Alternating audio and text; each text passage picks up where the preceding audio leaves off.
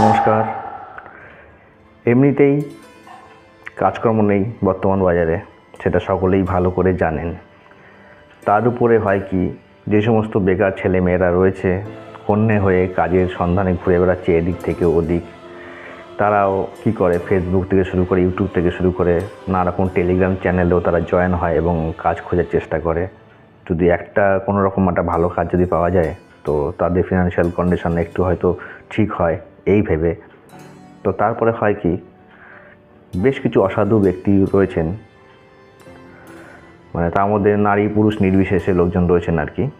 তো তাদের মধ্যে তারা কী করে, বিভিন্ন রকম বিশ্বাসযোগ্য গ্রুপ রয়েছে।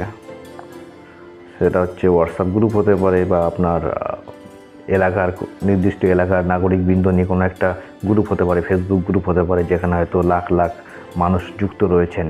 তো সেখানে তারা বিভিন্নভাবে জব পোস্ট করে, যেই অমুক ব্যাংক থেকে শুরু করে নানা রকম সব নামি দামি কোম্পানি নামরা উল্লেখ করে, সেখানে ছবিগুলি তারা পাঠায় এবং তাদের নাম্বারগুলি দেয়। দেওয়ার পরে বলে এখানে এই কাজ হবে, এই স্যালারি হবে। প্রথম কথা হচ্ছে তারা স্যালারি একটা লোভ দেখায়, দেখানোর পরে এখানে নানা রকম পদে নেওয়া হবে, অমুক পদ থেকে অমুক পদ, নানা রকম খুব ইজি একটা প্রসেস এরা দেখায়, খুব সোজা দেখায় যে কাজ পাওয়াটা মার্কেটে খুব ইজি। শুধু ওদেরকে ফোন করতে হবে, সেখানে একটা সিভি পাঠাতে হবে এবং সিভি পাঠানোর পরে সেখানে ওরা একটা ডকুমেন্টস আপনার ভেরিফিকেশান করবে। কোনো ইন্টারভিউর দরকার নেই, কোনো লিখিত পরীক্ষা দরকার নেই, খুব ইজিভাবে আপনার চাকরি হয়ে যাবে। এখন নানা রকমভাবে ভুল ভাল তথ্য তারা দিতে থাকে এবং সেখানে প্রথমেই বলে যে তারা চার্জ করে, যে আপনার ডকুমেন্টসগুলো রেডি করতে গেলে, মানে অফার লেটার এই সমস্ত রেডি করবে, তার জন্য আবার চার্জ চায় তারা। যে আমাদের এখানে এখন একটা চার্জ প্রয়োজন হয় আমাদের, যেটা 500 টাকা হতে পারে, 350 টাকা হতে পারে। তো আপনি যখন বলবেন যে এই টাকাটা কি আগে দিতে হবে, তো তাদের বক্তব্য যে আপনার এই টাকাটা নিয়ে আমরা মেরে বড়লোক হব না, এটা খুবই সামান্য টাকা, এটা আমাদের রুলস এবং রেগুলেশনের মধ্যে পড়ে। আপনি এটা করুন, তারপরে আপনার চাকরিটা হয়ে যাবে, আপনার ডকুমেন্টস ভেরিফিকেশান হয়ে যাবে, আপনি সিলেক্ট হলেই তারপরে টাকাটা দিতে হবে। প্রথম বলবে এটা, কিন্তু এখানে সবাই সিলেক্ট হয়ে যায় ওদের ক্ষেত্রে, মানে যে টাকা দেবে সেই সিলেক্ট। ঠিক আছে, মানে আপনি যখন ডকুমেন্টসটা পাঠালেন, সিভিটা পাঠালেন ওদেরকে, পাঠানোর পরেই ওরা আপনাকে ফোন করে বলবেন যে আপনি সিলেক্ট হয়ে গেছেন, আপনার এখন ডকুমেন্টসটাকে রেডি করতে হচ্ছে, তার জন্য একটা চার্জ দরকার এবং সেই চার্জটা 500 হবে, 350 হবে, 400 হবে, নানা রকম একটা অ্যামাউন্ট এরা বলে থাকে। এবং তার জন্য আপনার ফোনে পাঠিয়ে দেবে, স্ক্যানার পাঠিয়ে দেবে, বা আপনাকে পাঠিয়ে দেবে হচ্ছে নানান রকম ইউপিআই নাম্বার, এবং বলবে যে এই নাম্বারে আপনি এই টাকাটা পাঠিয়ে দিন। আপনি পাঠিয়ে দেবেন, তারপরে আর কোনো কথা হবে না, আপনার ফোনও তুলবেন না, আপনার চাকরি হবে না, কিচ্ছু হবে না। তো এইভাবে চলছে দিনের পর দিন স্ক্যাম। এটা সব নামি দামি সব ফেসবুক হোয়াটসঅ্যাপ গ্রুপগুলোতে এরা কী করে, এই সমস্ত জব পোস্টিং করে এবং বিভিন্ন অ্যাডমিনরা আছে তারা এই সমস্ত দেখেও না দেখার ভান করে।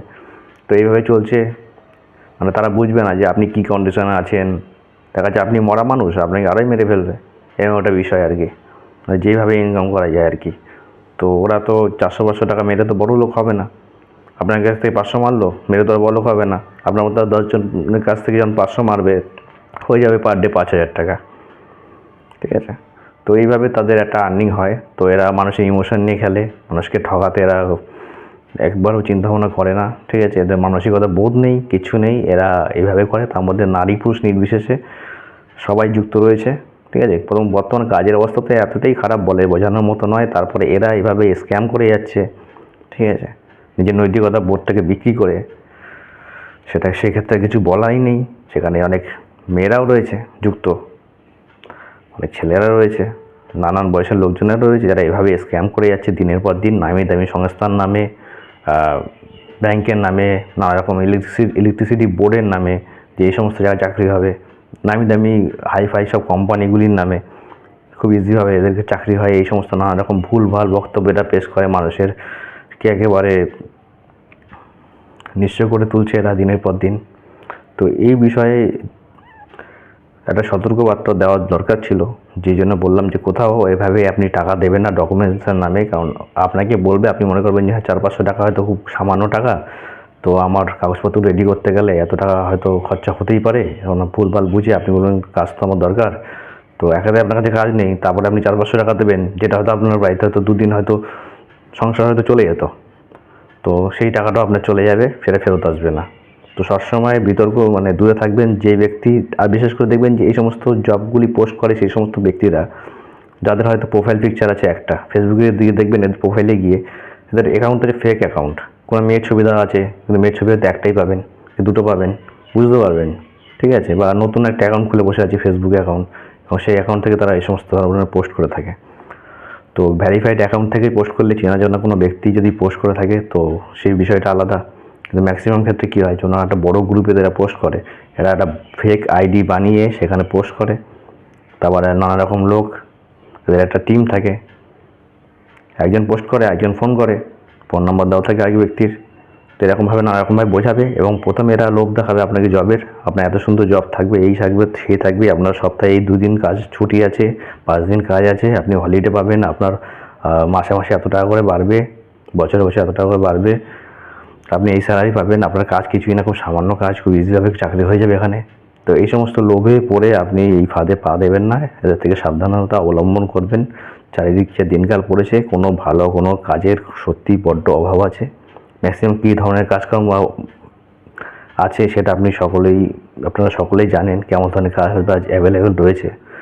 হ্যাঁ, ডেলিভারি, ক্রেডিট কার্ড সেলস, এই সমস্ত আর কি, bank account opening, field visit করতে হবে, এই সমস্ত আর কি, মার্কেটিং, এই সমস্ত কাজই আছে, ঠিক আছে? কাউকে যদি বলেন একটা পিওনের কাজ দিন, ইন হাউস কোনো ব্যাংকে একটা পিওনের কাজ দিন বা চাপরাসির কাজ দিন, সে দিতে পারবে না কিন্তু। তো এই সমস্ত বিষয় থেকে দূরে থাকার চেষ্টা করবেন। যেখানে যাবেন অন্তত পয়সাটা, যদি কেউ পয়সা চায় সেটা 100 টাকা হোক না কেন, যদি আগাম চায় তো সেখানে দেবেন না। রেজিস্ট্রেশন ফিজের নামে এরা মানুষকে এরকম লুট করে চলেছে দিনের পর দিন, নানা রকম কনসালটেন্সিগুলি আছে, নানা রকম মেয়েদেরকে বসিয়ে দেয়